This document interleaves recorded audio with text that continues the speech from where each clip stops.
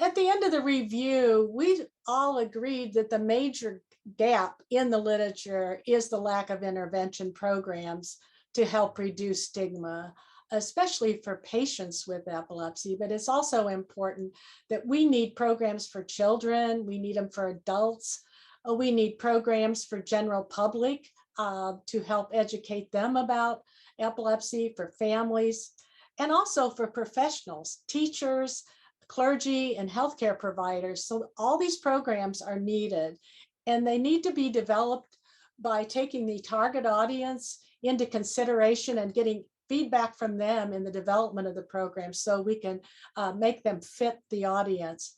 Then once they're developed, they need to be tested in clinical trials to see how well they work.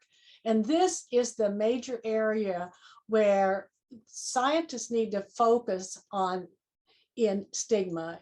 We have a lot of studies showing the associations, and we have good instruments to use. And as we move forward in the field, it would be great if we could develop interventions using instruments that are pretty well developed already to test them and to be able to find out what really works in the real world to help people who are dealing with epilepsy and stigma. I think that's the major area.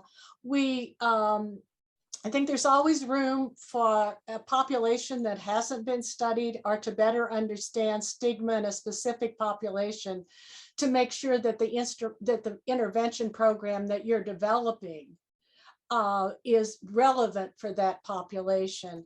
But we really need to move the field forward to interventions and away from more descriptive work